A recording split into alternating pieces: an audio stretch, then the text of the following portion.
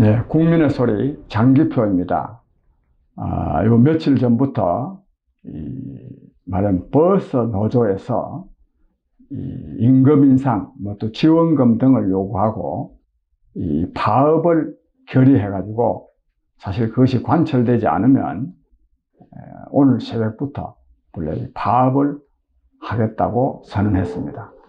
그것이 정부 국토교통부 장관 그리고 지자체장들이 나서서 이 버스 노동조합 간부들과 협의를 해서 완전히 해결된 것은 아니지만 일단 하여튼 이 파업은 하지 않기로 결정이 났습니다. 어쨌든지 파업을 하게 되었으면 국민들 가운데 많은 분들이 어려움을 겪었을 텐데 그런 일이 없어져서 다행인 점이 있습니다. 그런데 저는 이 사건을 보면서 두 가지 생각이 나는데요. 하나는 역시 이 문재인 정권이 말하자면 노동자들의 요구를 잘 들어주는 정권이다. 만약에 문재인 정권이 아니었다면 이번에 이런 파업이 이렇게나 전국적으로 각 시도 자치단체별로 이렇게 쫙 해결이 다 아마 안 됐을 겁니다.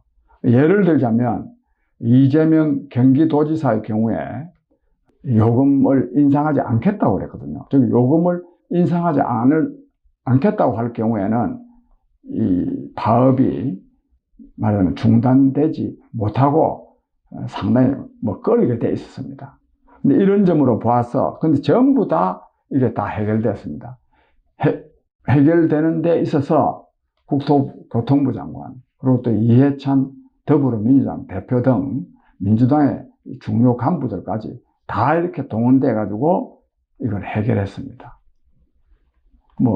하더니 국민에게 불편을 주는 문제를 해결했다는 점에서는 자화자찬할 만한 일이지만 그러나 이것이 과연 이 해결이 말하자면 국민을 위해서 바람직스러운 해결이었느냐 하는 점을 생각할 때 국민들의 불만이 저는 대단히 많으리라고 생각합니다. 그런데도 문재인 정부가 나서서 노동자들의 요구를 거의 대부분 다 이렇게 수용하게 된 것은 역시 문재인 정권이 말하자면 노동자들의 편을 들어주는 그런 정권이기 때문에 이런 일이 일어났다 저는 싶어서 앞으로 아마 이 버스 노동조합만이 아니라 다른 쪽에서도 말하자면 정부를 상대로 한 노동조합들이 많이 아마 이 파업을 결의해서 투쟁으로 나서지 않을까 저는 그렇게 싶습니다. 지금 아직 그것이 구체적으로 드러나지 않았으니까 지금 미리 예단할 필요는 없지만 하여튼 그렇게 되면 아마 나라 경제가 더욱더 어려워지지 않을까 하는 생각이 듭니다.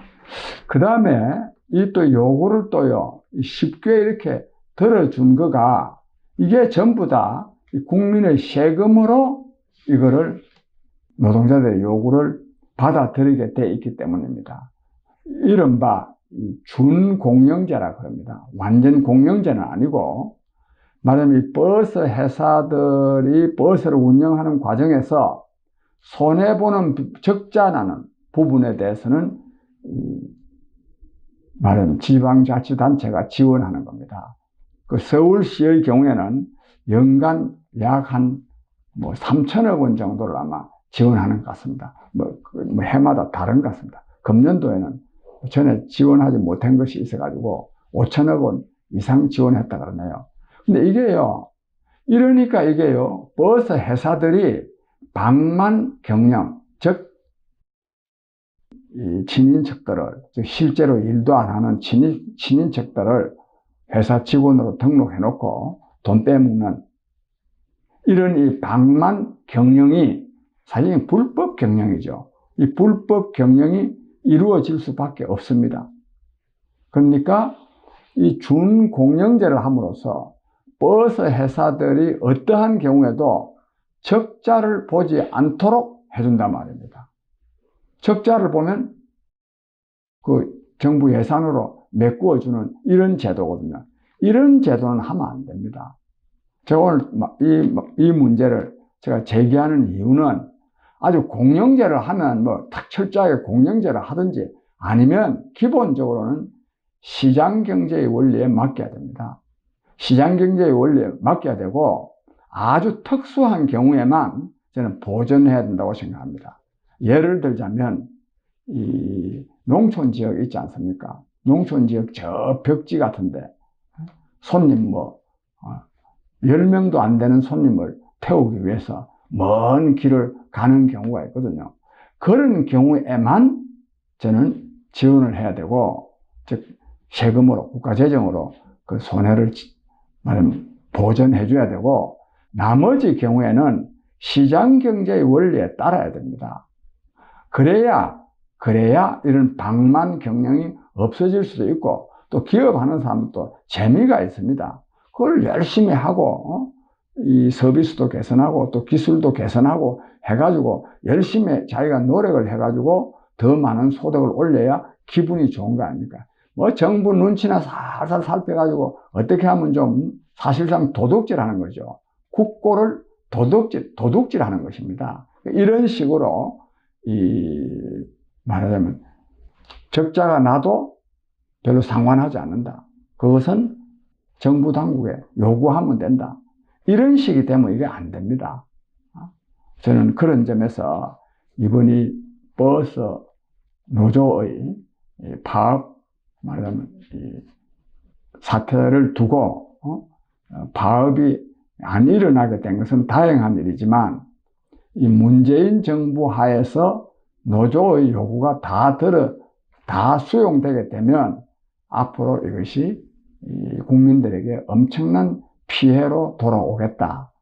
특히 공공요금료 이렇게나 급격하게 한 16%씩 이렇게 올리면 결국 물가가 오르는 거 아닙니까? 물가가 오르면 또 특히 서민 대중의 생활이 어려워지는 것이죠. 그것이 이런 거 어려워지는데도 불구하고 말하자면 문재인 정권 하에서의 지자체들은 노동자들이 요구하는 거니까 그걸 다 수용해 버리는 겁니다.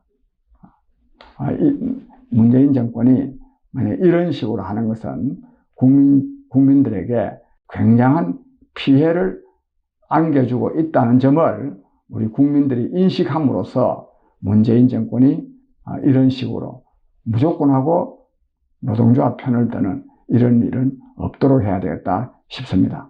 그 다음에 거듭 말씀드렸는데 이 중공영제라는 것을 실시함으로써 말하자면 이 적자를 그냥 이 지자체가 보전해 주는 거 이거는 시정돼야 되겠다 싶습니다. 이 시정과 관련해서는 앞으로 구체적인 방안이 저는 마련돼야 된다 이렇게 보고 있습니다.